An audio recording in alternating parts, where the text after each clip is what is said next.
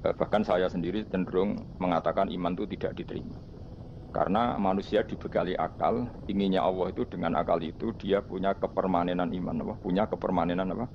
Iman dan dengan itu dia imannya mujma'aleh, mesti diterima oleh Allah Subhanahu wa taala karena binna dzori sahih dengan logika yang benar. Dan logika yang benar itu gampang sekali.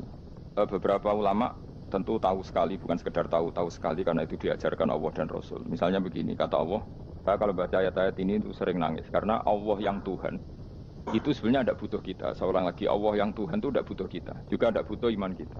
Tapi Allah ingin hambanya itu berakal ya, karena agama itu liqaumi yaqilun, sehingga berpikirnya benar. Misalnya gini kata Allah,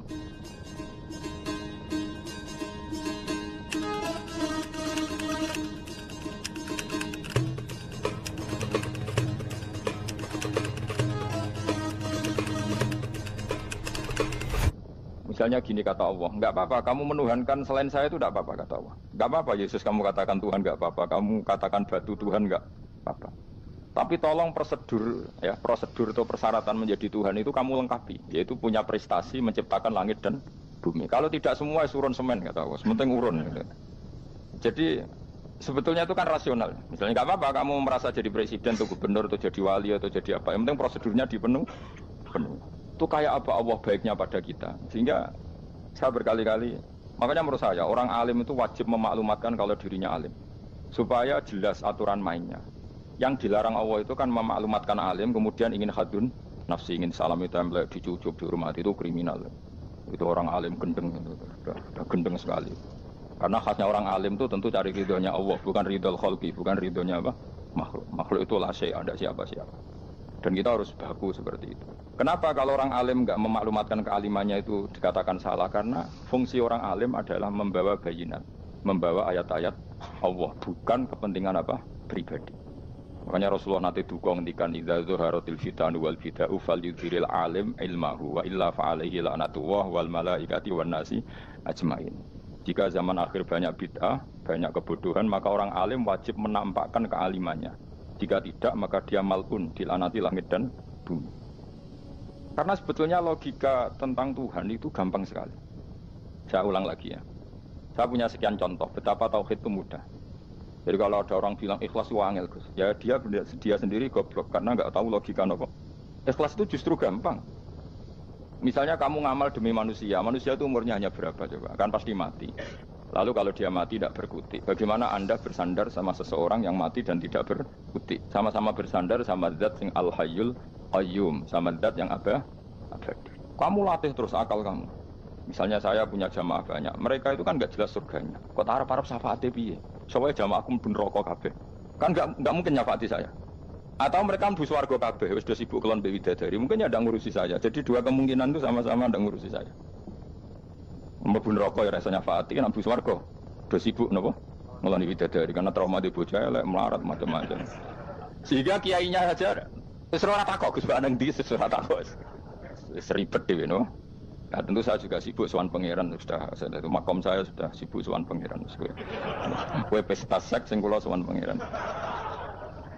Wa swarga mi ayate pokoke inna ansa'na gunna napa? Insa'a faja'alna gunna. Apa karo barkelon dadi perawan neh berarti keloni berarti cerepet. Kula insyaallah melok daftar sing fa'ama in kana minal muqarrabin warohu warayhan. Jadi surganya muqarrabin itu enggak ada sifatnya. Di situ enggak dibagas bidadari makan-makan enggak, tapi farohu warayhan. Satu surga yang sifatnya rohani karena enggak bisa disifati.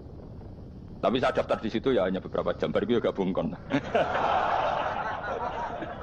Sawangane kok taruh rasane wong ayu juga keberatan.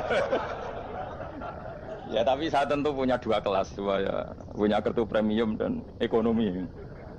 Saya tidak tertarik lah daftar yang premium dok nanti repot apa. Saya itu sering nangis kalau baca ayat seperti ini. Bagaimana Allah yang Tuhan kemudian tidak butuh Bapa, tapi Allah saking baiknya itu membuat tatanan logika kita. Saya tidak akan bosan-bosan sampai sowan Allah.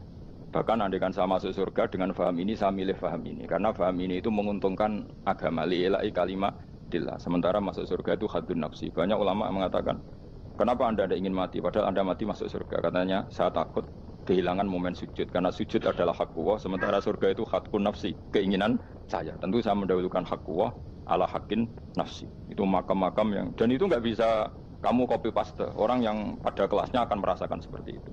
Dan kamu tidak perlu minat, malah paham. Jadi sudah, dengar saja, apa? Dengar saja. Begini misalnya, saya berkali-kali bilang, kenapa ulama dulu, saya ini kan di Sarang juga ngajar tauhid, dulu saya ngajar kubrul yakiniyat, di beberapa madrasah, termasuk di Sidogiri saya juga ngajar tauhid. Di sini saya ngajar tafsir, tapi yang saya titikkan juga tauhid. Begini, saya hidup di dunia ini, terutama saya memang ingin menerangkan tauhid, sebagaimana Allah menerangkan. Begini, Jubair bin Mut'im, saya tidak bosan-bosan cerita ini. Jubair bin Mut'im itu termasuk Dahiyatul Arab, cerdas-cerdasnya orang Arab. Dia ditunjuk sebagai negosiator untuk membebaskan Asra Badrin, tawanan perang Badar yang kalah dan ditawan Rasulullah dan para sahabat. Kemudian harus ditebus dengan uang. Oke, disepakati, terus singkat cerita Jubair bin Mut'im itu datang ke Madinah. Dulu karena tidak ada hotel, tidak ada penginapan, ya memang nginepnya orang musyrik itu di masjid. Ya sehingga itu lazim saja. Kamu tidak usah jadi liberal kemudian bilang musyrik boleh di masjid, ya tidak perlu seperti itu. Kamu juga tidak perlu goblok mengatakan nggak ada ceritanya orang musyrik ngidam di masjid, karena ya ada tarikhnya seperti itu. Jadi tidak perlu goblok, ya tidak perlu liberal. Paham ya? Kalau kamu bilang wah nangono wong musyrik oleh ngidam di masjid, kamu liberal. Padahal konteksnya karena sejarahnya pernah ada. Milih di goblok apa liberal? Apa milih jelas? Enggak milih aja, ngaco aja. 01, 02, apa 00? Milih mana? Goblok, liberal, enggak milih. Nah, ketika Jubair bin Mut'im itu datang, delalah Nabi itu sholat maghrib ngimami. Nabi baca surat Wattur wa kitabim mastur fi rabbim mansur wal baitil ma'mur. Kemudian di pertengahan surat At-Tur itu kan ada ayat yang menurut saya itu sangat bagus. Sehingga di kamar saya, di rumah saya itu tak figur ayat itu. Bahwa kita harus dilatih berpikir. Kata Allah memulai argumentasinya. Am khuliqu min ghairi syai'in. Apakah kejadian alam raya ini seisinya tentu diciptakan tanpa sebab? Misalnya begini, alam raya ini kata orang nihilisme atau komunis atau orang-orang paham nihilisme. Itu kan dimulai dari ketiadaan. Logika ini kan goblok sekali. Berarti kalau alam ini kadung wujud, kamu kan tahu kan langit bumi sekarang kan wujud. Ya, langit bumi sekarang kan jelas wujud. Berarti logikanya adalah al-adamu yakhluqu makhlukon, sesuatu yang enggak ada menciptakan sesuatu yang itu kan aneh. Di mana-mana al-adam ketiadaan itu tidak mungkin yakhluqu syai'an atau yu'athiru syai'an. Di mana-mana ketiadaan itu tidak mungkin mengefeki sesuatu yang ada. Wong kamu sebut tidak ada itu berarti tidak mungkin bisa berbuat apa-apa karena namanya tidak ada. Sekarang alam raya ini dimulai dari ketiadaan, terus kamu simpulkan sesuatu yang enggak ada menciptakan yang ada, itu gendeng apa enggak? Oh, gendeng sarap itu. Orang usah dipateni wong gendeng sebarno mau mati dhewe. Jadi makanya Quran menanyakan mereka, am khuliqu min ghairi syai'in. Apa alam yang kadung wujud ini kemudian disebabkan oleh sesuatu yang tidak ada? Lalu kalau sesuatu yang ada pasti diwujudkan oleh yang ada. Nah, karena yang ada ini pencipta harus berstatus super. Nah, super ini oleh ulama disebut wajibil wujud. Maka Allah bersifat super, wujud yang paling prima, yang kausa prima. Karena pencipta tentu kelasnya harus di atas yang diciptakan. Makanya disebut, ulama dulu menyebut Allah itu apa? Wajibil wujud. Karena pencipta tentu lebih dahulu, maka harus disifati awal atau qadim, apa? Awal atau qadim. Kayak apa Allah mendidik kita? Am khuliqu min ghairi syai'in. Terus Allah bilang gini, ya gak apa-apa, yang menciptakan gak saya, gak apa-apa kata Allah. Tapi amhumul khaliqun, kamu saja yang menciptakan, gak apa-apa. Tapi syaratnya kalian juga harus merasa pernah ikut menciptakan langit bumi. Am khalaqus samawati wal ardh. Jadi, enggak apa-apa kamu merasa Tuhan, enggak apa-apa. Yang penting kamu merasa ikut nembok langit, ikut ngecor apa? Langit. Jadi pokoknya ikut bikin. Terus kata Allah bala yukinun, kamu tak suruh merasa menciptakan langit bumi, kamu juga enggak merasa iya. Memang ya mereka merasa enggak kan? Akhirnya Jubair bin Mut'im saking enggak kuatnya. Am khalaqus samawati wal ardh bala yukinun amin dahum khuzbu. Sama Allah dibombardir seperti itu. Terus dia datangi Rasulullah, ya Muhammad, logika itu tidak meninggalkan akal saya. Matarok tali akli nasihan. Akal saya habis Muhammad. Saya iman saja. Saya tidak cukup punya logika untuk melawan argumentasi ayat yang kamu baca. Saya iman saja. Terus iman.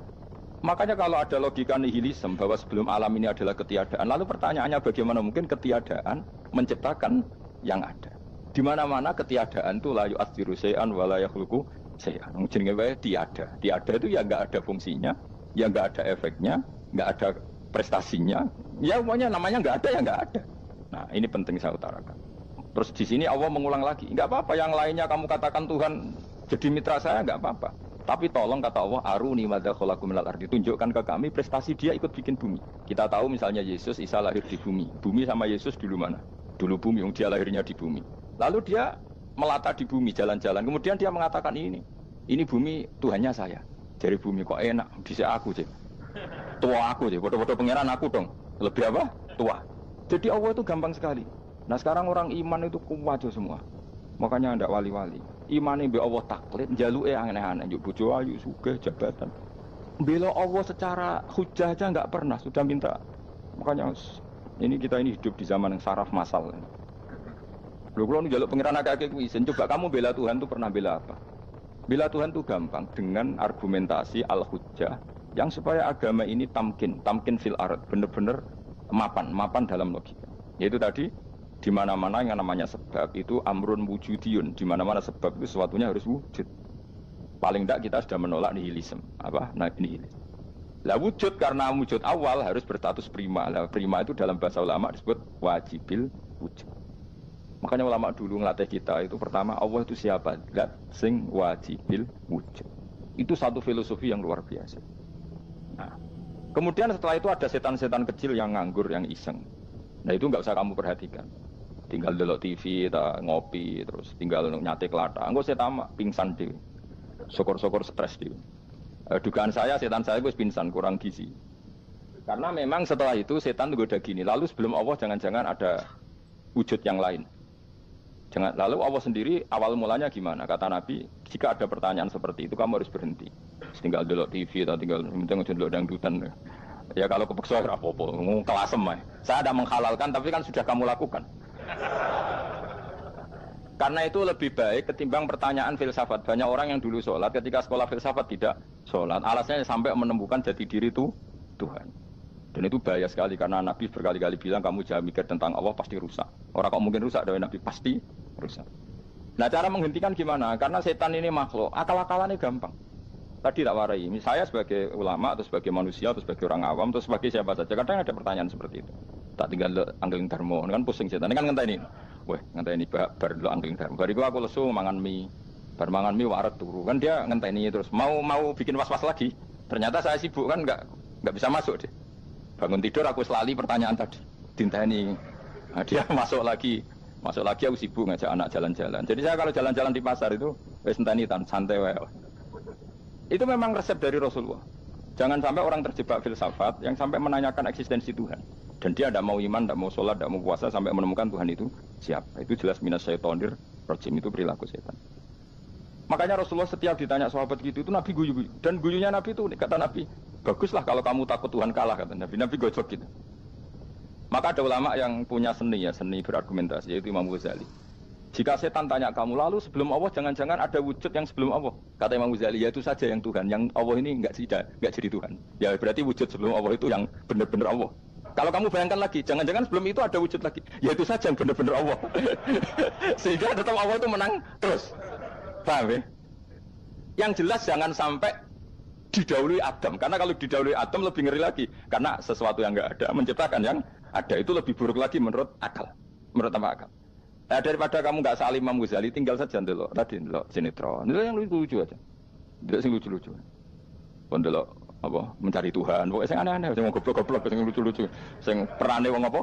Lha saya sering diprotes saya. Gus Salim jenengan kok sering ndelok sinetron sing ana dialog wong goblok-goblok. Wong goblok ku menarik cara kula. Apa ya? Cara pandang itu di luar dugaan saya karena kula berkali-kali lho kalah wong goblok. Jadi makanya ini tak cerita nih beberapa kali yang jari Gus Pak cerdas berkali-kali kalau ambil goblok. Ada seorang santri itu ingin dibelikan bapaknya itu sepeda motor. Bapaknya wong desa, senengane ngrumat sapi wedhus. Lah menurut saya ya orang tuanya itu mampu lah, sangat mampu untuk beli. Pak mbok ditukokno mawon wong sepeda motor. Kata bapaknya, "Anakku nu jek mondok tak goblok, Gus." Wong njaluk kok sepeda motor, njaluk mobil ora ya goblok. Lah kok goblok, Pak? Jenenge donya iku Gus, sing lahirno donya kok sapi ku ndek anak, wedhus ndek anak jenenge donya. Di mana-mana jenenge donya sing lahirno donya. Iki donya kok mangan donya. Mergo motor iku kan tuku bensin, mobil. Iku cara dekne iku goblok Gus. Batin berarti kabeh kiai goblok perkarane tuku donya sing ngentekno donya. Cara dekne donya iku sing lahirno donya. Batin kok pinter iki batin. Untungnya saya ini ulama ya, ahli tafsir ya malu. Saya kalah itu ya malu. Tapi saya sebagai orang objektif fair, itu teori benar apa? Jadi donya itu ya sing lahirno donya. Donya kok mangan donya itu goblok. Untungnya dia dengan saya itu jaraknya 5 kilo 7 kilo karena 7 kilo. Lala dia diterkon sepeda motor, aku tetap mau kalah. Pak, nanti jalan kaki saja. Karena kalau pakai motor ini kegoblokan kata saya. Terus mendingan nih, loh Gus mau kalah tadi.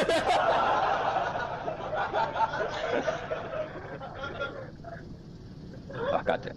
Singkat cerita dia bersikeras, nggak mau beliin sepeda motor anaknya karena di mana-mana dunia itu sing lahir no dunia, nggak boleh dunia kok mangan. Ini satu kegoblokan yang agak ilmiah tadi.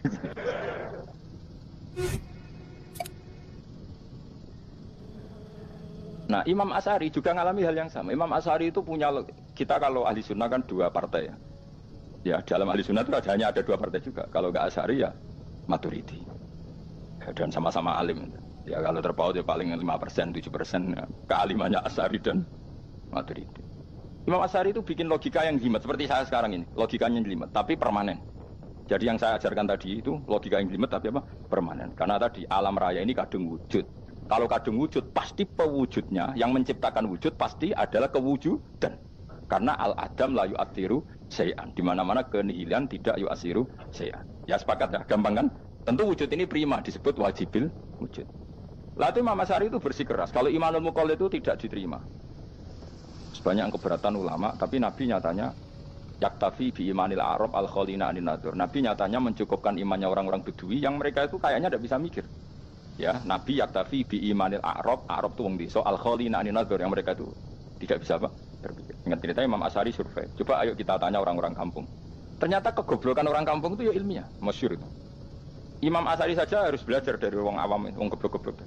Kita kok ingin ya Badawi bima araf tarubbak. Kowe kok iman be Allah itu bima araf tarubbak. Lalu kamu tahu Tuhan kamu atas nama apa? Dengan logika apa? Jawabnya enak. Al-ba'ratu tadullu 'alal ba'ir wa atharul aqdam yadullu 'alal masir. Anggere ana tletong ya ana ontane. Anggere ana bekas delamaane wong ya ana sing bar liwat. Jadi misalnya ada bekas teracak anjing, berarti anjing habis liwat. Ada bekas apa ular ya berarti ular harus liwat. Ada bekas teracak manusia ya berarti manusia habis liwat. La wa hadzal alam atharun min athari qudratillah. Alam iki bekas, mesti ana sing enggak. Jadi Mas Ari pinter juga, mesti logikane gak jelimet tapi anggere ana tletong ana sapine. Ana teracake wong berarti ana sing bar liwat. Dia ngomong gampang wa asarul aqdam ya dulu alal masir. Nah, terus Imam Asy'ari habis itu ngendikan, ya sudahlah dengan logika apa saja.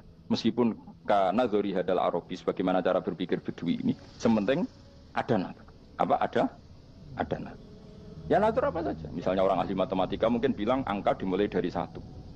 0 itu akal-akalane Khawarizm.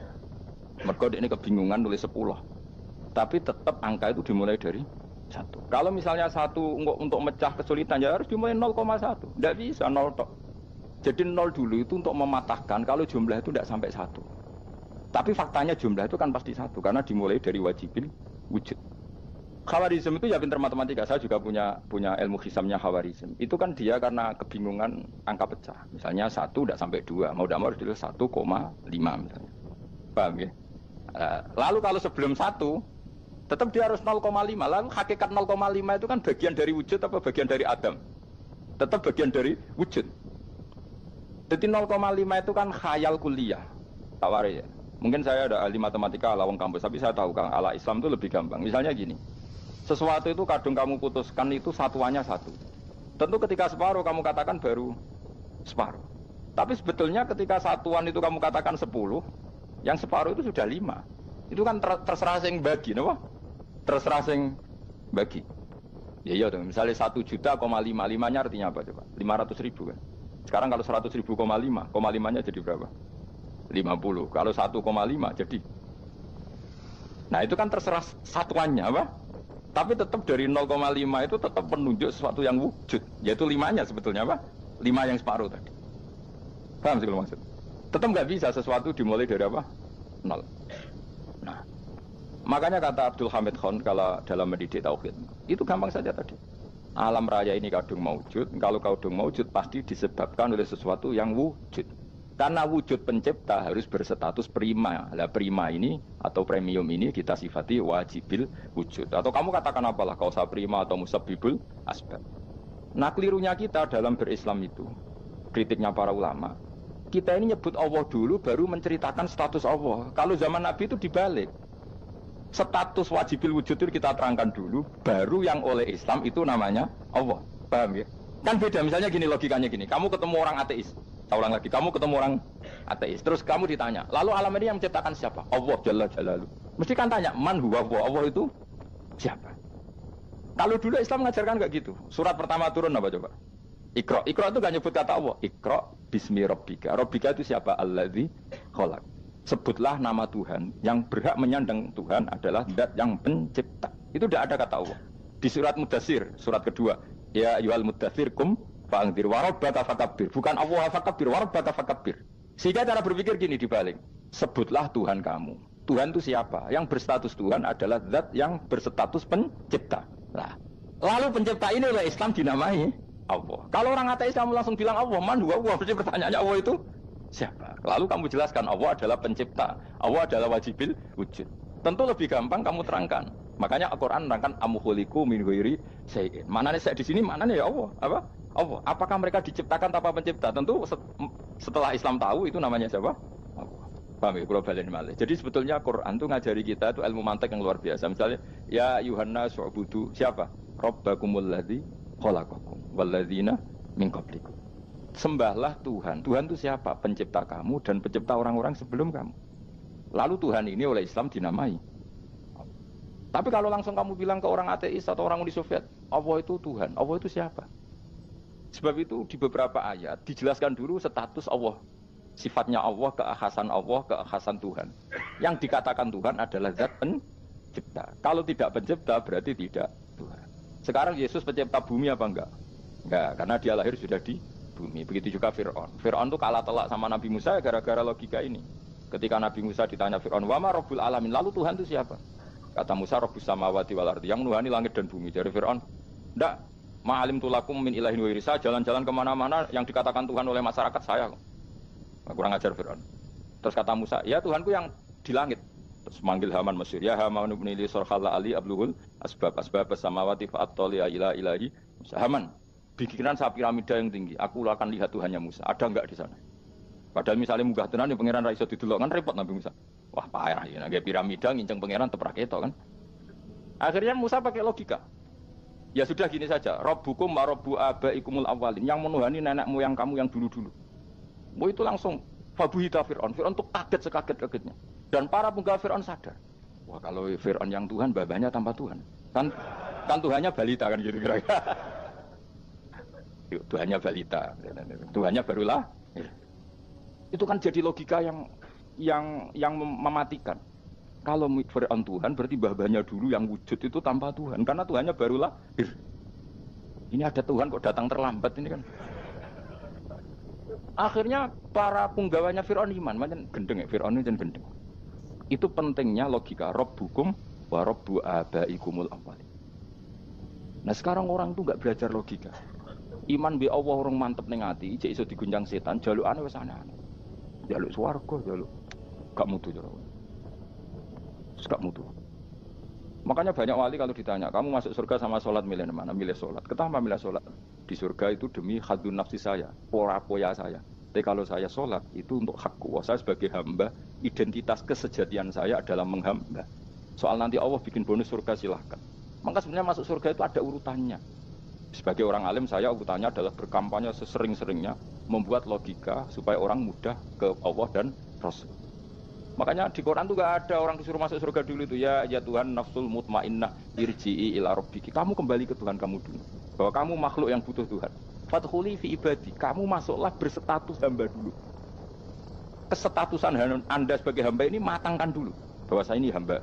Dibuktikan dengan suka sujud, suka ngamal, suka sedekah, suka tawadhu. Saya sebagai orang alim sebenarnya gak suka mulang. Karena takut. Nak kue pinter kok nyanyi aku, nak goblok sawangannya metodeku gagal kan dua-duanya ini merugikan saya sebetulnya. Saya ulang lagi ya, nak kue pinter kayak nyanyi aku, kan ya mungkin juga senajan rodok mokal mungkin, sanggup aja rodok mungkin. Pemana nak sing ndik kan yo, biasanya khasut ndik. Mau itu sebenarnya rugi semua, tapi Allah yang memerintahkan hak wong alim kudu mulang. Perhitungan itu tak buang semua. Sing ape nyanyi iki monggo, sing tetep goblok nggih. Monggo, semoga Allah ngutus mulang ya napa? Mulang. Meskipun tadi potensinya itu dua-duanya buruk, sing alimnya ingin. Kemudian nak mubalek terus didol ilmu Quran atau royal ditambah parah lagi. Nah aku nggak pakai logika ikhlas. Pakai logika selesai semua. Ya disuruh Allah ya sudah. Saya ulang lagi ya. Makanya saya minta ya. Surat Tur itu dibaca. Makanya baca Quran itu jangan terlalu egois, jaluk swarga. Statusnya dulu itu fadkhuli fi ibadi. Kehambaan Anda posisikan yang mantap. Lagi wadkhuli jannati. Sekarang enggak dibalik orang ini masuk surga dulu. Kayak surga di kapling. Traweh arang-arang gue jaluk Lailatul Qadar. Lailatul Qadar wis kliwat. Wingi wis Dzulhijjah wingi ben Pak. Sebagian ulama berpendapat Lailatul Qadar itu fi kulli sanatin. Apa fi kulli? Karena Lailatul Qadar berdasar nuzul Quran dan nuzul Quran itu bisa saja hari Arafah, bisa hari apa. Ada ulama mengatakan Ramadan, tapi bisa tanggal 1. Nah, kamu kan pemalas ikut yang partai 21, 23 karena kan wis akhir-akhir kan wis enteng ya. Sebenarnya Anda milih 21 berdasar ilmu apa berdasar enak anak terbatas waktunya kan lebih sempit apa? Lebih apa? Sempit. Ya saya ulang lagi ya. Jadi Allah kalau ngajarkan hujah itu gampang sekali ya. Tadi amkhuliku min ghairi syai'in. Enggak apa-apa saya ada Tuhan kata Allah. Tapi kamu harus punya logika. Alam raya ini diciptakan tanpa pencipta. Mau enggak kamu punya logika seperti itu? Bahwa alam ini yang wujud diciptakan oleh sesuatu yang tidak wujud. Mau enggak kamu punya logika itu? Enggak mau kan? Namanya wujud tentu diciptakan super wujud. Dan super wujud itu wajibil wujud. Dan itu Tuhan kita yang oleh Islam dinamai Allah. Bang, makanya nyebut Allah itu di surat-surat awal Quran tidak ada. Coba awal surat Quran itu surat apa coba? Iqra kan? Iqra itu ada enggak kata Allah? Enggak ada. Iqra bismi rabbika. Rabbika itu siapa? Allazi khalaq. Surat Mudatsir sama. Ya ayyuhal mudatsir qum fa'anzir wa rabbaka fakabbir. Ya sudah seperti itu. Ya ayyuhan nasu ubudu rabbakum. Rabbakum itu siapa? Allazi khalaqakum. Nah kita ini keliru metode. Pemene wong tukang wiridan Allah. Tapi ora roh Allah iku sing sapa? Ya dia Allah. Dia nyifati Allah mau sing ngekei swarga, sing ngekei duit, sing ngekei widadari. Jadi Allah disifati sesuai selera yang menguntungkan dia. Bahwa Allah ini yang ngampuni saya, kemudian saya masuk surga, kemudian ngeloni widadari. Makanya kalau dia jadi wali tak demo, tak laporkan MK. Solo. Karena ini wali pecundang. Bagaimana mungkin calon wali pikirannya khadun nafsi? Kalau lama agak gitu, mendikan Allah itu zat paling penting di dunia. Maka akan saya maklumatkan di dunia bahwa orang kembali ke Allah. Caranya gimana? Akan saya kenalkan Allah lewat logika. Caranya apa? Kita sifati wajibil wujud. Kita sifati Rabbukum wa Rabbu abaikumul awal. Dengan sifat-sifat yang semuanya mengarah ke dikjayaan Allah Subhanahu wa taala. Itu jenenge bener-bener ulama. Itu disebut balwa ayatum bayinatun fi suduril ladzina utul ilm. Makanya ulama itu orang yang luar biasa sampai disebut innama yakhshawaha min ibadil ulama. Ahli ibadah itu rapati wedi pangeran. Masuk wiridan istighfar nangis rapati wedi pangeran gayane tok nangis. Karena dia nangis wedi ra mlebu swarga. Mlebu swarga gak iso ngloni. Dari itu aja orientasinya. Makanya bener Kanjeng Nabi nak gojlok orang alim satu itu lebih utama dibanding 1000 ahli ibadah. Bahkan Nabi pernah ngendikan sangat ekstrim. Fadlul alim alal abid ka fadli ala adnakum. Keutamaan orang alim dibanding ahli ibadah itu sebagaimana kelas saya kata Nabi dibanding kelas terendah kalian. Padahal Nabi dengan Abu Bakar saja jaraknya sangat jauh. Itu kata Nabi fadlul alim alal abid ka fadli ala adnakum. Keutamaan orang alim dibanding orang abid sebagaimana keutamaan saya dibanding sahabat paling rendah. Karena tadi abid itu ada opportunisnya. Tapi kamu jangan benci abid loh. Karena kamu ya orang alim orang abid. Saya saja yang kritik, saya yang tanggung jawab di depan Allah. Orang abid itu kadang kan wiridan nganti nangis, pikirannya apa coba? Wis rasakno mungkin apa wiridan pikiran aja di sepuro dosane, terus apa kan? Mlebu swarga, terus apa kene swarga aku takut. Saya aku takut, ayo sing ape mlebu swarga apa kegiatan? Rencana pertama ya, Om. Wis gak usah munafik biasa wae. Mau inna ansa'na apa? Insya Allah kalau harus jujur apa jujur. Bandingkan kalau orang alim. Orang alim itu ketika nyebut Allah itu iri ya Allah. Kenapa di dunia ini ada makhluk lain yang menandingi engkau? Saya tidak ridho. Kenapa di dunia ini ada syarik orang yang dimitrakan seperti engkau? Maka orang-orang alim ini ingin memaklumatkan bahwa la syarika lak labbaika wa huma lak baiklah syarika lak innal hamda wan ni'mata laka wal mulka la syarika lak. Sehingga para nabi itu memaklumatkan itu. Engkau saja yang Tuhan ya Allah. Semua nikmat dari engkau, semua kepemilikan ini milik engkau. La syarika lak labbaik. Dimaklumatkan ke dunia. Innal hamda wan ni'mat itu dimaklumatkan. Enggak ada kepikiran mereka masuk surga. Karena mereka ingin memaklumatkan bahwa Allah ini yang Tuhan. Sama tak ceritani Nabi Ibrahim dadi Khalilur Rahman, rumang samu kakan wiridan kaya kowe ndak. Wiridannya Nabi Ibrahim sama-sama mungkin banyak sampean. Karena sampean banyak kepentingan tadi. Wali-wali dulu kalau wiridan itu tidak sebanyak sampean ndak, tak jamin ndak. Pokoknya mau colek lo yang 10.000 ndak biasa wiridannya. Tapi khosyahnya sama Allah luar biasa. Pertama Nabi Ibrahim diangkat jadi khullah. Khullah itu ya Khalilur Rahman itu. Itu dia wiridannya gini. Ya Allah, innahu la yahzununi alla ara ahadan fil ghairi ya'buduka ghairi. Alla ara ahadan fil ardi ya'buduka ghairi. Sama saya hafal tadi. Memang saya hafalkan. Ya Allah, saya ini susah sekali. Kenapa zat sepenting engkau kemudian yang menyembah engkau hanya saya? Ini tidak fair. Makhluk yang enggak penting saja punya umat. Makhluk-makhluk yang enggak penting aja jadi pusat perhatian. Misalnya artis atau presiden atau gubernur atau tokoh-tokoh semuanya jadi presiden padahal semuanya itu makhluk yang enggak sepenting engkau. Ini zat yang sepenting engkau, kemudian yang tahu kalau engkau penting hanya saya, ini tidak fair. Nangis dan nangis, ini tidak fair. Innahu la yahzununi alla ara ahadan fil ardi ya'buduka ghairi. Saya ini susah Gusti, susah sesusahnya. Zat sepenting engkau, kemudian yang tahu kalau engkau penting itu hanya saya. Wah ini tidak fair. Loh, coba kalau orang mencintai sesuatu kan gitu. Misalnya kita bojo ayu, kemudian wong liya kabeh darane elek, mangkel ora? Mangkel enggak? Kamu beli Alphard. Kamu kira itu mobil mewah, kemudian orang nyejajarkan podo mek keri, mangkel enggak? Semua kenikmatan itu kita nikmat karena itu diakui ya enggak? Wes gunanya apa kayak di Alphard gawe ning Gunung Kidul. Terus wong darani ngono iku padha mbek keri ambek pijamke mangkel ora kira-kira. Enggak penting mewahnya ini tetap butuhnya pengakuan. Coba misalnya kamu jadi presiden hidup di dunia orang sufi. Sing darane wong penting wong saleh ahli sujud ora kakuat iki. Ki teko di Barnos. Karena itu dihormati situ hanya orang apa saleh. Kakuat iki. Mau kakuat iki. Kowe dadi artis top, teko ning daerah Gunung Kidul wong desa-desa, terus diundang lek. Oh, mangkel kae. Le bayangno.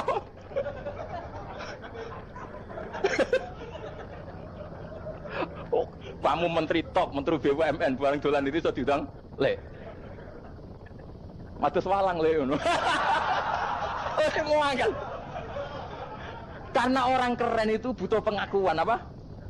Wes misalnya di bojo ayu terus wong liya kabeh darane elek mangkel gak? Sebetulnya orang merasa nikmat itu karena pengakuan. Bayangkan andaikan orang itu melihat Alphard itu tidak wow, orang punya Alphard gagah enggak? Oh enggak gagah, kalau orang lain enggak bilang apa? Oh. Ya mau misalnya digoning desa terus ana wong desa nganggep kamu model tepak terus saya mau badhe numpang wedhus kula angsal Pak. Kagak ati. Habis kan. Makanya branded itu harus dimaklumatkan. Nah itu bayangkan Nabi Ibrahim. Zaman itu ada Raja Namrud yang dipuja-puja, ada orang kaya dipuja-puja. Kemudian engkau yang Tuhan, pemilik langit bumi, enggak ada muja-muja engkau, ini enggak fair ya Allah. Nangis. Ora kok kowe eling pangeran sak jam swarga Gusti. Dasar gak bakat wali. Terus saya itu pernah kangen Nabi Ibrahim itu sampai nangis dan itu saya tidak berdoa. Semua yang terkait Nabi Ibrahim itu saya baca. Mulai surat Quran, tafsir tentang Ibrahim. Dan sampai saya di Kudiro di Tafsir Allah pernah ziarah ke makamnya Nabi Ibrahim. Itu saya hampir gak pernah doa. Saya isek. Ya karena tadi. Ketika Nabi Ibrahim nangis-nangis gitu, ya Allah ini tidak fair. Engkau zat terpenting di alam raya ini, kemudian gak ada yang menuhankan engkau, gak ada yang merhatikan sama ini tidak fair. Susah sekali, karena yang tahu engkau Tuhan itu saya tok. Masyhur itu sama Allah. Karena Ibrahim nangis-nangis itu terus sama Allah diterbangkan ke langit. Disebut wakadzalika nuri Ibrahim malakutas sama Allah. Di langit ada jutaan malaikat sujud, jutaan malaikat ruku, jutaan malaikat baca tasbih. Nabi Ibrahim oke Gusti kalau gini ya benar, ini baru benar kata-kata. Makanya terus Allah dengan keangkuhannya, karena Allah punya sifat angkuh dan itu sah walahul kibriya. Kan sifat angkuh baik untuk Allah tapi tidak baik untuk makhluknya, dan Allah dengan sifatnya walahul kibriya.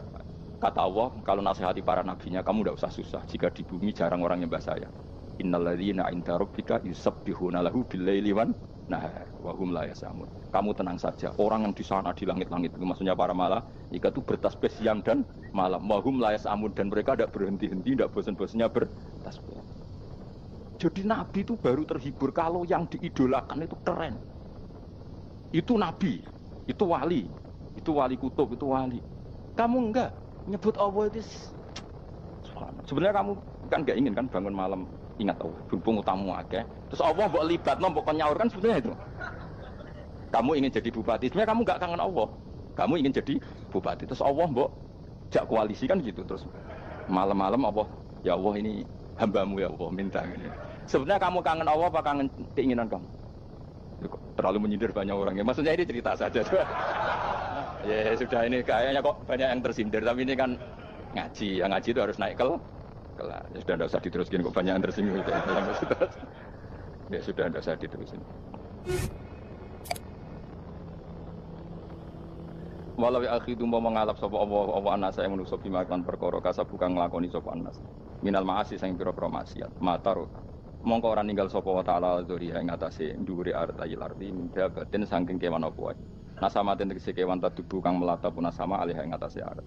Kalau saja Allah ingin merusak manusia karena dosa-dosanya, pasti tidak disisakan beberapa sesuatu yang jadi kebutuhan manusia, termasuk dabang. Enggak ada hewan, enggak ada tanaman, enggak ada apa saja di bumi. Karena Allah ingin mengadab manusia. Tapi nyatanya di balik mereka maksiat, tetap fasilitas kepentingan manusia ada. Karena sifat ghafurnya Allah, sifat rahmannya Allah.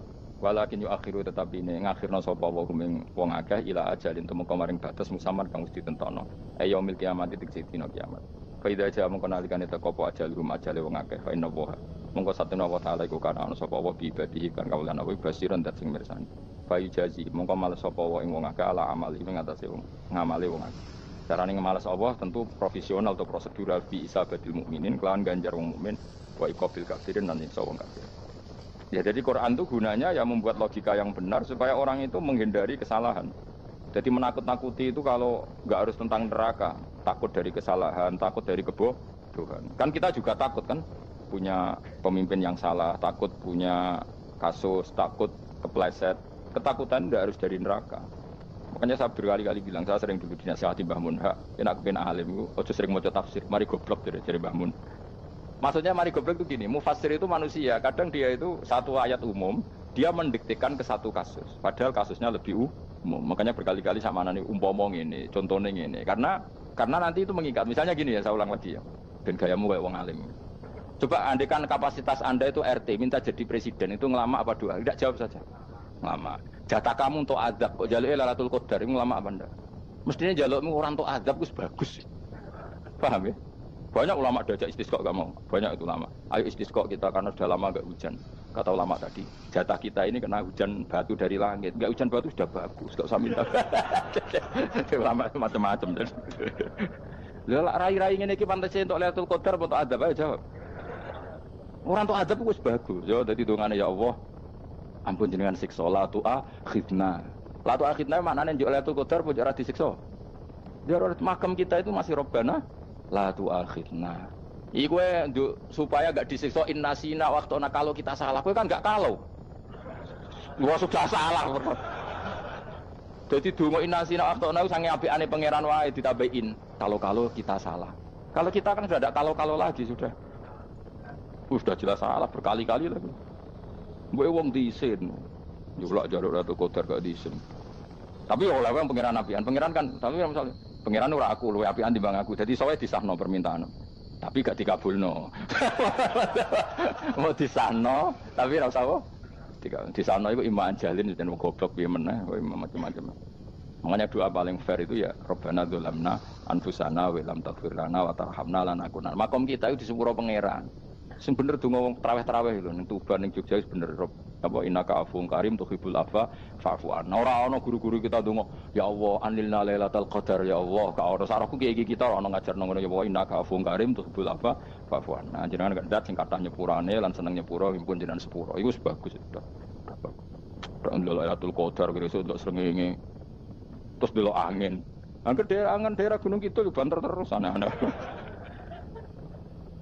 Boy wong tahu diri, maksud kula dia tetap minta Lailatul Qadar tapi tahu diri. Misalnya suwe bersedekah, puasa salat 1000 rakaat, terus utang sahur sampai 10 togo-togo sing mbok dolimi jaluki 10. Pas kowe tenan mergo ngrasa ora dolim nduk Lailatul Qadar. Tapi kira ngrasa ora dolim wis ujug sombong. Wong sombong ora berhak meraih.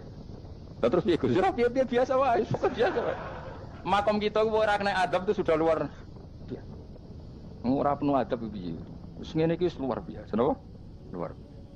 Mbok nang ngandel kula. Wis ngene iki keadaan seperti ini terus. Soale dongane wae Rabbana la tu'akhidna in nasina wa akhtana. Itu jadi itu sudah luar biasa. Nah, ini kan teruskan dawuh Mbah Mun. Misalnya Allah bilang gini, fattaku, maka takutlah kamu. Biasanya mufasir ditambahi minan nar, maka takutlah kamu masuk. Sebetulnya yang perlu dihindari dari kita takut itu, takut salah, takut bodoh, takut terdolimi, takut mendolimi orang lain, takut hidup tidak ada gunanya. Tapi mufasir tentu milih yang populer, takutlah kamu dari api neraka. Coba misalnya gini, kita nanti masuk surga. Kemudian zaman di dunia kita tidak pernah berkampanye ya atau berkontribusi untuk agama Allah. Cara saya itu izin. Kata Imam Malik, saya masuk surga. Kemudian orang yang mencintai saya masuk surga itu saya malu. Rasulullah juga gitu. Saya sebagai pemimpin umat, saya malu masuk surga. Dan satu dari umat saya masih masuk neraka. Jadi ulama dulu tuh ketakutannya bukan sekedar masuk neraka, takut malu, takut bodoh, takut keliru, takut. Saya misalnya nanti masuk surga itu malu, dengan saya tidak pernah ngajar tafsir Jalalain. Malu. Karena katanya Allah, hak kenapa pun swarga? Terus dibuat swarga. Tapi kalau pernah baca tafsir Jalalain kan anak keren nih. Keren artinya saya pernah mengkampanyakan Quran, pernah mengkhidmati Quran, pernah ngitmai kitab engkau ya Allah. Saya pernah ngitmai umatnya Rasulullah yaitu sampean kabeh. Pernah mulang, pernah sowan. Ya saya tiap bulan sowan jenengan gak sopan tapi. Mulane kira usah bales sowan rono malah ganggu anak-anak. Kadang santri yo pidol, wis diulang cek sowan. Orang tuh kiai kalau sudah di rumah tuh milik keluarga biar fair. Bermulang cek assalamualaikum terus kiai ini kagok keluargane ku kapan? Gue mikir bocah ora karu-karuan. Berarti seneng ya di ilmu ini, seneng ya di ilmu. Saya ulang lagi. Nah, kata yang ditafsir itu sering tidak mengikat. Makanya kata Mbah Mun, baca tafsir itu dikurangi. Maksudnya dikurangi itu bukan apa-apa. Maksudnya tadi, kalimat yang ditafsir itu tidak mengikat. Yang mengikat itu yang kalimat di Quran. Nah, kalimat Quran itu umum, kenapa? Misalnya gini, Allah halo gini. Ikdilu, kamu harus berbuat adil. Lalu adil itu misalnya mufasir menafsir, adil itu menyamakan di antara dua orang konflik. Misalnya di MK 01 dan 02 dianggap sama, itu namanya adil. Itu kan dawai mufasir. Atau misalnya gini, Allah bilang gini ke saya, hak kena dari kiai sing adil. Terus adil ditafsiri orang, adil itu menyamakan sesama murid, haknya sama. Nah, tapi bisa saja adil itu di luar itu semua. Misalnya gini, ternyata adil menurut Allah gini, adil maknanya seimbang, apa? Adil itu maknanya apa? Seimbang. Lalu keseimbangan seorang hamba adalah dia ingat Allah lebih banyak. Karena ini bandul yang benar-benar nyata. Allah itu nikmatnya nyata. Sehingga ketika saya sebagai orang alim, ingat saya alim itu karena Allah. Dikasih ilmu Allah, dikasih cerdas Allah, dikasih semuanya dari Allah. Sehingga saya itu tidak merasa kumuluhur pada kalian. Karena semua ini dari Allah. Kemudian Allah sendiri yang memerintahkan, ya, kamu harus mengajar. Maka saya ada harap-harap salam template sampeyan, penghormatan sampeyan, apresiasi sampeyan. Karena saya hubungannya hanya dengan Allah Subhanahu. Itu namanya adil, meletakkan sesuatu proporsional. Itu juga adil. Makanya seseorang itu nggak bisa dikatakan abid selagi belum tahu kalau ibadahnya minallah. Jadi misalnya ke ibadah tok, ternyata kamu yakin itu ibadah kamu, amal kamu, itu belum abid. Abid hakikat adalah alhamdulillah alladzi hadana li hada wa ma kunna linahtadiya laula anda tahu. Ketika kita sujud yakin ya Allah alhamdulillah jenengan menakdir saya sujud. Saya sholat alhamdulillah engkau menakdir saya sholat. Sehingga minallah dulu, pikiran itu semua kebesaran kemendahan ini minallah dulu. Baru setelah minallah kita yakin billah. Setelah billah juga yakin ilallah. Misalnya gini ilallah. Setelah saya ngajar tafsir Jalalain, kepentingan saya satu. Hamba-hambanya Allah menjadi tambah mencintai Allah. Tidak mencintai saya, enggak penting sampean mencintai saya. Makanya Imam Syafi'i tiap ngajar bilang begini. Wadidtu annal khalqa ta'allamu hadzal ilma wala yahmadunani. Saya senang kalau kalian belajar fikih sama saya, tapi kamu tidak usah muji saya. Jadikan fikih ini alat taqarrub kamu kepada Allah. Itu namanya minallah wa ilallah. Itu adil. Tapi adil yang dijelaskan ulama beda-beda tadi. Ada mengatakan adil adalah proporsional antara murid, antara keluarga dan murid. Meskipun kamu senang mulang, jangan rantarkan keluarga, itu tidak adil. Itu kan versi, no? Maksudnya Mbah Mun, kamu jangan terjebak versi-versi dalam tafsir. Paham ya? Karena Allah hanya ngetikan i'dilu wa aqrabu. Paham ya? Tapi kan penjelasan adil ini orang versi. Paham ya? Ada yang nulis adil adalah meskipun mimpin masyarakat ya ingat keluarga. Karena sing tukang wayo nafsirin adil adalah karena laki tidak cukup istri satu maka ayo kan yo repot nanti. Tapi kalau kadung istrinya 3 atau 4, adil adalah harinya sama meskipun janda dan perawan. Dari sing lanang ke adil adalah proporsional. Sing wis suwi dikumpuli dikurangi. Yang baru ya mungkin kabeh enggak kalau nuruti. Mungkin enggak. Ya, tapi itu kan versi, nama. Maka kata Mbak Mun itu memang sebaik. Saya itu merasakan, saya sebagai mufasir merasakan memang Saya kan sering baca Jalalain beda dengan tafsir Munir, nanti beda dengan tafsir Qurtubi. Saya beri contoh misalnya. Dan kamu pasti salah jawab ini. Kalau kamu benar berarti ya alim tenan. Wa idza darabtum fil ardi falaysa 'alaikum junahun an taqsuru minas shalah. Orang kalau pergi itu boleh enggak ngosor salat? Enggak, jawab saja. Boleh kan? Ngosor salat itu apa? Misalnya salat asar 4 jadi berapa? 2. Kalau isya jadi 2. Kalau subuh? Enggak, sudah maju lah. Maghrib? Enggak, kan yang bisa dikosor hanya berapa? Yang rubaiyah, yang apa? Berarti kamu yakin? Antak suruh minas sholat artinya 4 jadi 2, yakin? Enggak, jawab saja. Yakin. Nah itu termasuk orang pinter ya. Berarti ilmu lagi saktrip. Ya? Sebetulnya kata Imam Qurtubi enggak. Ayat itu kan hanya bilang gini, kalau kamu bepergian maka kamu boleh menyendak sholat. Qasru itu memotong. Dari aturan yang dulu 4 menjadi 2. Sebetulnya tidak hanya itu tok. Aturan tidak boleh membawa najis menjadi boleh. Aturan harus tumak ninah menjadi tidak harus tumak ninah. Misalnya kamu sholat dalam keadaan perang, wajib tumak ninah apa boleh sambil lari-lari? Boleh sambil lari-lari. Boleh gak ketika perang kamu sholat sambil menghadap tidak ke kiblat? Boleh. Makanya antak suruh minas sholat maknanya apa? Jika kamu pergi, maka dalam konteks itu kan perang ya. Ayat itu memang konteksnya perang. In khiftum ayyaftinakumul ladzina kafar. Jika kamu dalam keadaan perang, maka boleh memangkas apa yang pernah wajib dalam aturan sholat. Paham ya? 4 menjadi 2. Keharusan menghadap kiblat menjadi tidak wajib. Membawa najis sholat sah enggak? Enggak kan? Tapi kalau dalam perang, kemudian pedang kamu ada najisnya, boleh dibawa enggak? Boleh. Jadi maknanya taksuru a'ammu min ayakuna qasra sholat wa a'ammu min ayakuna wajibati sholat yang sekarang enggak wajib. Semua itu namanya juga meringkas kewajiban. Berarti maknanya nih, jika kamu dalam keadaan perang maka boleh memangkas sesuatu yang dulu wajib menjadi tidak wajib, yang dulu haram menjadi boleh. Tapi mufassir mencontohkan qasrus salat hanya 4 menjadi 2. Dong ya. Oh ya, nang alim ngono tenan wis dokter tafsir san. Engko tak iki sudah dhewe. Tapi ora perlu orang lain ngakui. Jadi itu contoh kecil. Jadi mufassir karena kebetulan dia tahunya hanya qasrus salat itu 4 jadi 2, dia itu. Padahal di tafsir lain diterangkan qasru itu artinya menyingkat atau mencendak atau memangkas. Dulu wajibnya sholat itu nggak boleh bawa sesuatu yang najis. Tapi kalau sholat dalam keadaan perang dan pedang kamu ada darahnya, boleh nggak dibawa? Boleh. Bahkan Allah menyuruh dibawa. Dan boleh nggak madhep kiblat. Fa in khiftum farijalan auruk banataki fa idza amintum fadhkurullaha kama 'allamakum. Ketika keadaan aman baru sholat sesuai standar. Nah berarti kan ada qasrus sholat, ada pemangkasan aturan sholat. Kayak misalnya begini. Dalam keadaan normal, boleh nggak kamu motong pohon pisangnya tetangga tanpa izin? Nggak boleh kan? Tapi misalnya ada banjir bandang, kemudian kamu bisa selamat kalau motong itu. Wajib izin apa malah haram izin? Haram izin, harus kamu langsung potong. Karena kalau tanpa begitu kamu tenggelam. Dan yang punya wajib meridhoi. Kalau nggak meridhoi disalahkan syarak malah. Paham ya? Jadi ini penyolongan yang wajib. Tapi tak sebab potong kayak ngelangi kan. Terus gedangnya buat pangan, itu berlebihan. Karena Allah memaklumi hanya untuk ngelangi. Jebule wis menisan lah itu di luar izin syariat apa? Di luar izin syariat. Itu melampaui batas ya. Syaratnya boleh itu ghairu baghi wala adfamani turra itu darurat syaratnya ghairu baghi wala dan tidak boleh melebihi batas. Lho ora ape ngetok gedange jupuk sik sing mateng dipangan terus diketok. Ora oleh. Paham jelas ya? Makanya kalau ngaji tafsir ya saya kan berkali-kali ada makna di tafsir Imam Suyuti saya tambahi umpamanya ini. Maksudnya umpama itu supaya contoh itu tidak mengikat. Jadi yang disebut beliau itu satu dari sekian potensi ribuan contoh. Ya kayak tadi misalnya antak suruh minas sholah. Itu umumnya ulama membayangkan qasrus sholat yang 4 jadi 2. Padahal enggak, maknanya meringkas aturan dari wajib menjadi tidak wajib. Bahkan sebagian aturan itu dikatakan haram, tidak haram. Itu tadi misalnya bawa najis atau teman kamu mau dibaca orang kafir terus kamu bilang, hei hati-hati, itu tidak batal kalau dalam sholat siddatil khauf. Paham ya? Jelas? Semaju lah. Malam terlikur, lelatul. Wawis gumen be wong-wong itu. Bingung ora ilmune wong-wong. Ma unzira abahum alam yung daru tegese ora den kei wedi sapa ngangge fi zamanil fatrah ing dalam zaman fatrah. Ya sama seperti ini.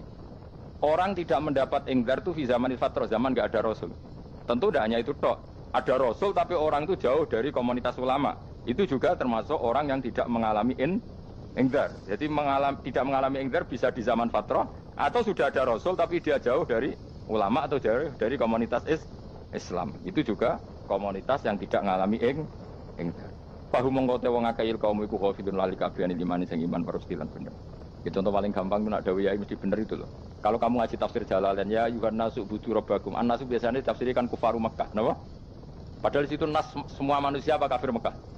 Semua manusia. Cuma konteks dulu karena Nabi orang Mekah dan zaman itu yang diberi peringatan orang Mekah, Imam Suyuti bilang kufaru Mekah. Lah seperti itu kufaru Mekah mengikat apa enggak? Enggak kan? Enggak, karena yang dituruni Quran yo kafatal linnas. Tapi ya yuhan nasu di Jalalain sering ditulis apa? Kufaru Mekah. Nah, seperti itu tidak mengikat. Itu contoh saja, Pak. Contoh saja dalam konteks zaman itu. Paham ya? Jadi banyak, makanya tafsir itu agak ngikat. Ya, tapi yang ngomong gitu harus orang alim. Kalau kamu yang ngomong malah kacau. Kemudian ngomong sombong. Mas Yuti kan manusia, saya juga manusia. Ngapain saya harus ikut? Ya saraf itu. Ora wis sombong saraf, no? Wis sombong saraf.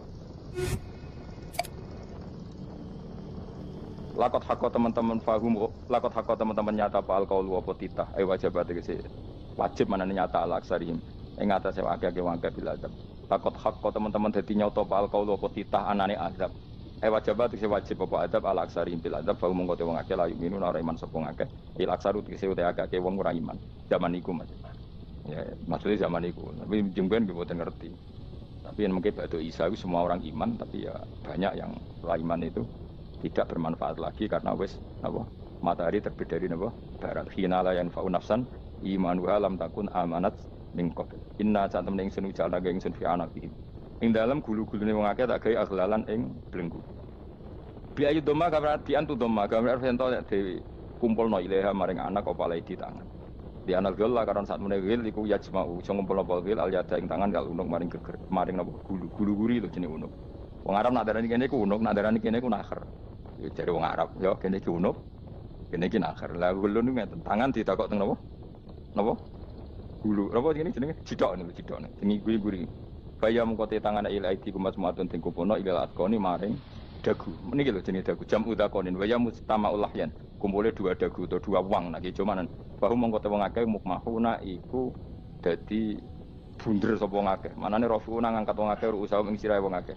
lastatiuna ora iso mampu sapa wong akeh khodaha ing ngendekno ruus menane dhewe maksudi wae ta iki mutamsilun muk bayangan muk tamsil gambaran mlane kula gumun be ulama riyen tak contohno ya nek ulama dhisik utop wong dhisik nak ndaren bun neraka digludungno wong kafir sok ben digludungno ning neraka iku ya pancen ngalim tenan wong dhisik mergo gambarane ngene ora usah praktekno sok ben praktekno saiki wae nak praktekno sok ben kowe sok ben mlebu neraka dadi ngeten wong nak lungguh ngene wong Arab nak ndaren iki ason-ason terus ngeten niki kan niki jenenge apa dengkul itu kena dagu terus tangan kena cidok dadi ngeten dadi wong wis dalam keadaan bunder paham ya lah malane malaikat karek nyaduk terus gludung-gludung ngono paham ya dadi mergo yo napa dengkul nempel dagu paham ya tangan nempel cidok terus ditaleni paham ya terus ya karek gludung dong malane wong kurang adane bun neraka iku oke bayangno saiki sampean ra usah gak usah mlebu maksudnya paham ya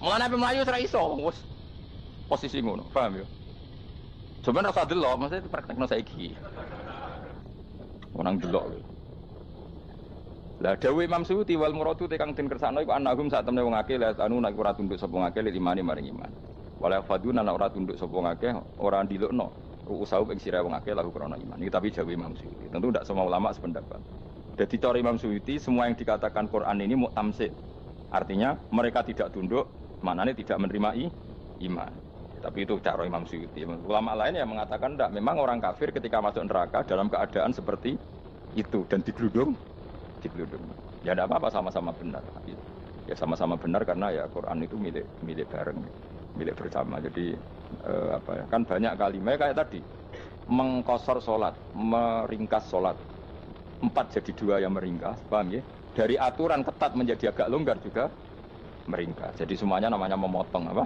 memotong dari 4 menjadi 2 yang memotong paham ya dari aturan wajib menjadi tidak wajib juga memotong nah, itu kan sama-sama benar lihat nanti konteksnya wajah analan gawe sapa ingsun mimpeni aitim sanging ngarepe wong akeh sadan ing tutup min khalfim sanging gurine wong akeh sadan ing tutup fathisin sadan wa dhammiha lan dhamai sin sudan fil maudhi ing dalam panggonan loro Faksena mongko ngekeki gelap ingsun ing wong akeh mongko te wong akeh lagi sirun rane ngali sapa wong akeh. Tamsilun iki contohnya itu disat diturukil iman maring ketutupe dalan iman alih ngatasi kufar. Nah cara maksudnya kabeh iki mau tamsil dadi ngene. Dari depan kami kasih tutup, dari belakang kami kasih tutup, kemudian mereka saya kasih kegelapan, maka mereka tidak tahu. Mananya apa? Dari arah depan yang mereka enggak ngerti pentingnya iman, dari arah belakang yang mereka enggak ngerti pentingnya iman, maka mereka buta, artinya tidak iman. Itu dari Imam Suyuti. Tamsilun ini hanya perumpamaan lisat diturukil iman, yaitu tertutupnya jalan-jalan iman. Tapi ulama lain mengatakan ya enggak, memang pernah ada peristiwa di mana orang kafir ngepung Rasulullah dan mereka dari depan matanya dihalangi, dari belakang dihalangi, sehingga ketika Rasulullah keluar mereka tidak melihat. Itu ya nyata ya. Jadi makanya ngaji ya. Jadi ben keren. Oh ini ada sekian tafsir. Terus gue ngomong kan kayak wong alim keren. Nah tak kata siapa? Ono rekamane. Tapi orang ngaji dhewe. Nah tapi kata siapa? Ada rekamannya. Lah anak aku takut ada kata siapa Gus? Tak dudono kitabe. Lah aku dudono rekaman. Iku sampai zaman akhir kan wis maju. Soale sing rido kan. Enak kok Kang jadi orang alim gue enak. Nanti itu jadi orang alim ya rugi. Tadi nanti kan gitu. Syekh Abdul Qadir masuk surga. Entah ini gelombang kedua dan para penggemarnya. Jadi akhirnya sing alim tenan yang swarga, sing kedua dan para penggemarnya. Iku ora usah alim Kang, cukup penggemar. Jadi aku sebenarnya rugi kan. Gus Pak masuk swarga kedua dan para penggemar. Waduh. Terus jebule padha ae. Iku saking rahmane Allah. Kenapa? Kan masyhur itu hadis itu. Rasulullah itu ada sahabat nangis, enggak bisa tidur nangis. Berhari-hari enggak bisa tidur nangis. Hanya karena ingin punya satu pertanyaan. Lama-lama ketemu Nabi, ya Rasulullah saya sudah berhari-hari enggak bisa tidur, ingin menanyakan ini tapi tidak berani. Coba kamu tanya saja. Ya Rasulullah, saya ini kalau mati, engkau kan suatu saat dipanggil Allah. Saya tidak ketemu engkau. Makanya mumpung sekarang saya tak melihat wajah engkau sekuat-kuatnya, sepuas-puasnya. Kata Nabi ya. Terus, kenapa? Ya kalau engkau di surga, saya di neraka kan enggak ketemu lagi. Atau kalaupun kau di surga kan kelasnya beda, kan tidak ketemu lagi. Jadi kemungkinan dua-duanya itu tidak ketemu kata. Karena tadi bisa saja, ya artinya Nabi karuan di surga, saya di neraka tidak ketemu. Atau engkau di surga, saya di surga pun beda kelas, ya nggak ketemu. Terus kata Nabi, tidak begitu aturan mainnya. Almarhum ma'aman, orang itu sesuai yang dia orang bersama orang yang dicintai. Jadi ya saya harus ikhlas kalau kamu saingi nanti. Ya, takdir no. Wasawana ni podo kali ngatasi wong akeh angger tau itu ngekei peringatan sira gumeng wong akeh tahqiqil hamzatain angger ta. Wa ibdali saniyati alifan angger ta rumata sili ala nasil hamzah wa itu khali alifan wa kun alif binal musahalan dan hamzah sing ditasil wa ukhra lan jawa tarqilan tinggal itu khol. Amlam tungzirhum wong ra wis bakat kafir mbok elingno cek rambu elingno tetep la yuk minun ora gelem iman. Lah sing iman iku sapa inama tungziru mestine ngelingno sira. Maksude yan fa'u tegese manfaat apa ing daruka peringatan sira. Peringatanmu manfaat man ing wong ittaba kang anut sapa man adzikra ing Quran il-Quran adzikra Quran. Wa khasyialan wedi sapa man ar-Rahman ing Allah Rahman biwi padahal ora roh pangeran. Ya khofa tegese wedi sapa ing Allah, toh walam ya ora ningali sapa wong ing Allah. Nane biwi itu apa? Takut Allah dalam keadaan toh dia tidak melihat Allah lang. Mergo tak tafsiri biwi barang gaib ning Indonesia terjemahannya hantu. Melihat alam gaib itu maknanya apa dalam bahasa Indonesia? Hantu. Mulane biwi rata terjemah apa? Ya namanya ini wakosya lan di sapa wong ar-Rahman ing Rahman bil ghaibi padahal dene ra roh langsung. Ya ora usah diterjemah ya. Terjemah dadi apa? Barang gaib malah repot. Wa basyirhum mongko ngeke berita gembira sira ing man bimaghfiratin kelawan pengemuranan wa ajrin dan ganjaran karimin kang terhormat. Orang yang seperti itu yang ngikuti Quran dan takut Allah itu layak mendapat maghfirah wa ajrin karim wa ta'ala jur karim wal jannatu swarga. Inna satu ingsun wa nahnu ya ingsun iku nukhyi uripno ingsun al-mauta ing wong sing mati libasi krana pas. Wa natubulan nulis ingsun fil lauhil mahfuz ma ing apa wae kodamu kang nglakoni sapa ngake fi hayatihim. Di lauh mahfuz apa yang pernah kamu lakukan ditulis min khairin kaapian wa sariran kaelean li yujazau supaya diwales sapa ngake alih ing atase iki. Wa atharahum lan yo tak tulis bekas-bekas kelakuanem. Matek saya perkara ustunta kang digawe sunah apa bima badhe sak usum ngake. Jadi perilaku kamu ditulis setelah kamu mati masih ditulis yaitu bekas-bekas sunnah kamu yang pernah kamu lakukan. Jadi misalnya kayak kok penemu judi, selama ada orang judi ya kamu dapat, paham ya? Paham ya? Loro gak? Makanya ulama ngendikan dulu tubalil amwat, tubaliman mata wa matat ma'ahu dunubu. Bejo wong mati, kemudian dosa-dosanya melok mati pisan. Maknanya dia mati dalam keadaan tidak pernah melahirkan sunnah keburukan, paham ya? Tapi bejo wong sing mati, kemudian dia meninggalkan sunnah kebaikan yang diikuti terus. Kok sampean ini lo bener? gak paham jalannya lah, nggo jalan nggak turun ngaji. Sehingga sebenarnya anak gak paham lah ya gowo. Lo kok gowo jalan cung dhisik bapak ra paham lah ya gowo. Itu sudah bagus. Apa? Bagus. Jadi pokoknya anut anak ya anut. Wah, pokoknya keren, pokoknya keren sampean keren. Jadi nanti sebenarnya anak tuku jalan takoki, Pak, kok tuku jalan dhisik bapak aku ning lemari iki ono. Jalan. Lah tapi dhisik bapak paham yo ora ya paham bodoh. Wes stop.